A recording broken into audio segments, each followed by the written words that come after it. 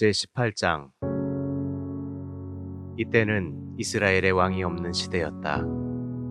그리고 단 지파는 이스라엘 지파 중에서 아직 살 땅을 얻지 못했기 때문에 정착할 땅을 찾고 있었다. 그래서 단 지파 사람들은 그들의 모든 집안을 대표하는 5명의 용사를 소라와 에스다올에서 선발하여 땅을 정찰해 오도록 하였다. 이들은 에브라임 산간지대로 들어가서 미가의 집에 묵게 되었다. 그들이 거기서 그 젊은 레위인의 목소리를 알아듣고 그에게 가서 물었다. 누가 너를 이리로 데려왔느냐? 너는 여기서 무엇을 하며 왜 이곳에 있느냐? 그러자 그는 미가가 자기에게 한 일을 다 말하고 그가 나를 고용하였으므로 내가 그의 제사장이 되었습니다 하고 대답하였다. 그때 그들이 우리가 가는 길이 성공할 것인지 하나님께 물어봐 주게 하고 부탁하자 그는 평안히 가십시오. 이 여정에 여호와께서 여러분을 보살펴 주실 것입니다 하고 대답하였다. 그래서 그 5사람들은 거기서 떠나 라이스로 갔다. 그곳 사람들은 시돈 사람들처럼 한가하고 평화롭게 살고 있었다.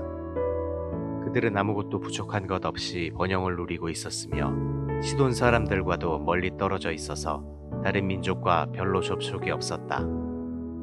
그들이 소라와 에스다올로 돌아왔을 때 자기 지파 사람들이 너희가 본 땅은 어떠했느냐 하고 물었다. 그래서 그들은 이렇게 대답하였다. 가서 치자. 우리가 본 땅은 아주 좋은 땅이었다.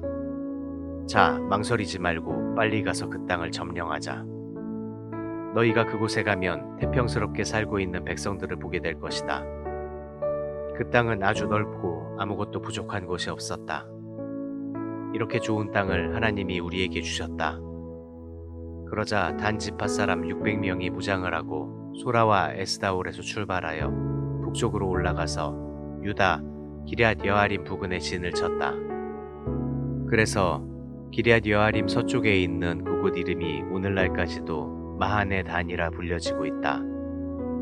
그들은 그곳을 떠나 에브라임 산간지대로 올라가서 미가의 집에 이르렀다.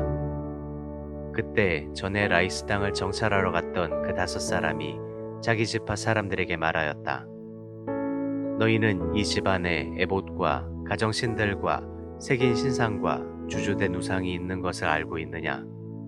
이제 너희는 어떻게 할 것인가를 생각하라.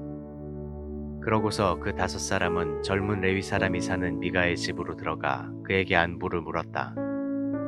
그때 단지파 사람 600명은 무장을 한 채 그 집 문 앞에 서 있었다.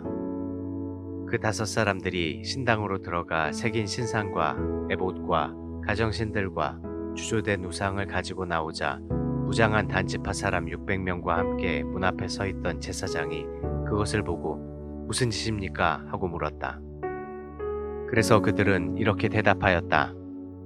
조용히 해. 아무 말도 하지 말고 우리와 함께 가서 우리의 자문관과 제사장이 되어라. 내가 이 집에서 한 가정의 제사장이 되는 것보다 이스라엘 민족 한 지파의 제사장이 되는 것이 더 낫지 않느냐. 그러자 그 제사장은 아주 기뻐하며 에봇과 가정신들과 새긴 신상을 받아들고 그들과 함께 떠났다. 그들은 거기서 발길을 돌려 그들의 자녀와 가축과 그들의 소유물을 앞으로 세우고 다시 진군하였다.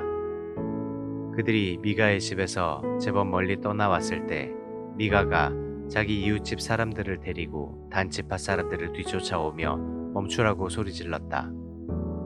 그러자 단지파 사람들이 돌아보며 미가에게 물었다. 내가 무슨 일로 사람들을 모아 이렇게 우리를 뒤쫓아왔느냐? 너희들은 내가 만든 신들을 가져가고 내 제사장을 데려갔다. 그래서 나에게는 남은 것이 아무것도 없는데 너희가 어떻게 나에게 무슨 일이냐고 말할 수 있느냐? 더 이상 짓거리지 않는 것이 좋다. 그렇지 않으면 우리 가운데 성급한 사람들이 너와 내 가족을 쳐서 죽일지도 모른다. 그러고서 그들은 계속 진군하였다. 그러자 미가는 그들이 너무 강해 자기 힘으로 당해낼 수 없는 것을 알고 집으로 되돌아갔다. 단지파 사람들은 미가가 만든 우상들을 가지고 제사장과 함께 라이스로 가서 한가하고 평화롭게 사는 그곳 백성들을 쳐 죽이고 그들의 성에 불을 질렀다. 그러나 그들을 구해줄 자가 아무도 없었다. 이것은 그 성이 시돈에서 멀리 떨어진 벳로 부근의 골짜기에 위치하고 있어서 다른 민족과 접촉하는 일이 없었기 때문이었다. 단 지파 사람들은 그 성을 재건하고 그곳에 정착하였다. 그리고 그들은 야곱의 아들인 그들의 조상 단의 이름을 따서 그 성을 단이라고 불렀는데 본래 그 성의 이름은 라이스였다. 거기서 단 지파 사람들은 자기들을 위해 그 우상들을 세웠다. 그리고 보세의 손자이며 게르솜의 아들인 요나단과 그의 자손들은 단 지파가 포로되는 날까지 그들의 제사장이 되었다. 하나님의 집이 실로에 있는 동안 미가가 만든 우상들은 줄곧 단 지파 가운데 있었다.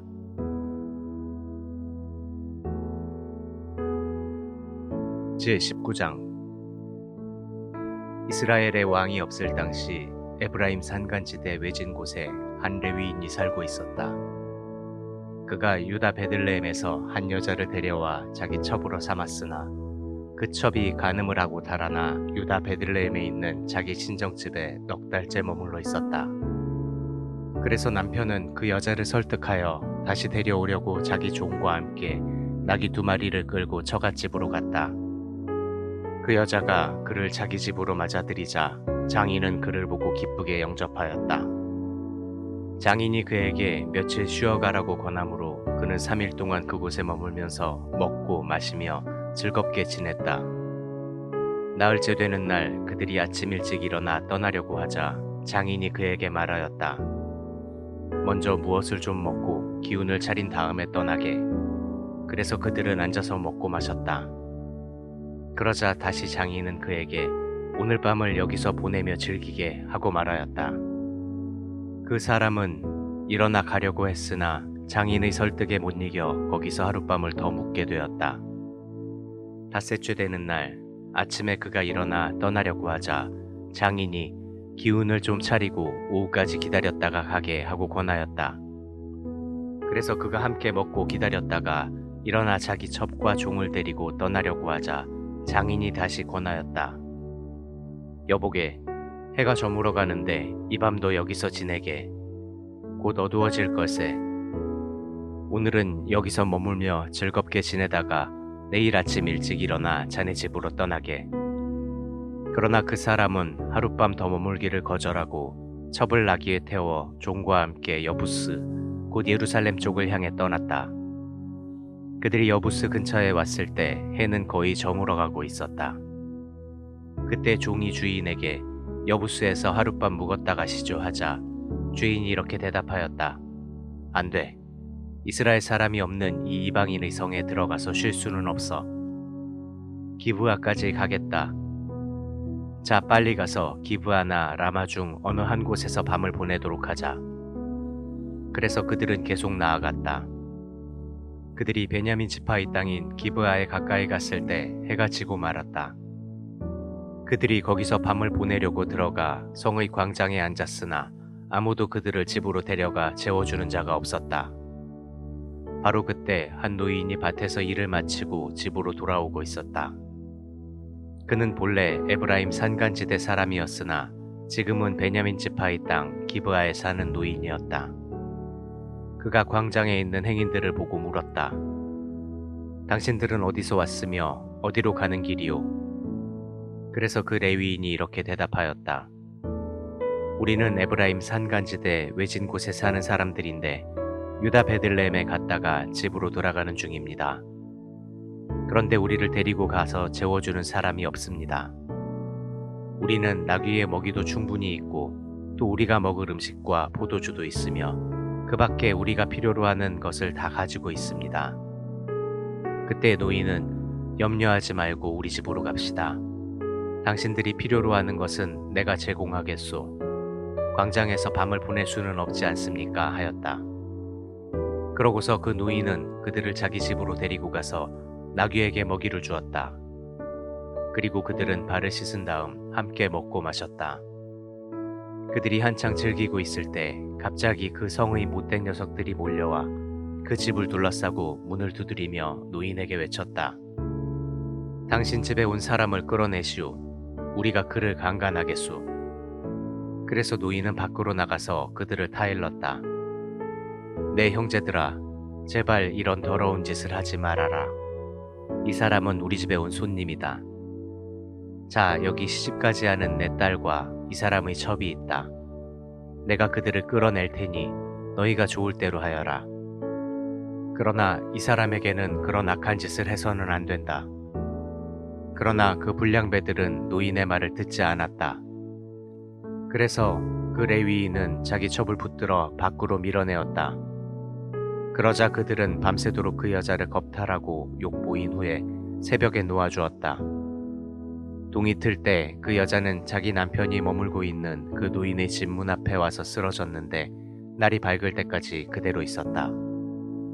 그 여자의 남편이 아침에 일어나 떠나려고 문을 열고 나왔을 때 자기 첩이 문지방에 두 손을 뻗친 채 문간에 쓰러져 있었다. 그때 그가 일어나시오, 갑시다 하였으나 아무 대답이 없었다. 그래서 그는 그 여자의 시체를 나귀에 싣고 자기 집으로 갔다. 그는 집에 도착하여 칼로 자기 첩의 시체를 12토막으로 잘라서 이스라엘 12지파에게 각각 한 토막씩 보냈다. 그러자 그것을 본 모든 사람들이 말하였다. 이스라엘 백성이 이집트에서 나온 이후로 이런 끔찍한 일은 한 번도 없었고 또 이런 것을 본 일도 없다. 한번 생각해보고 의논한 후에 결정하자.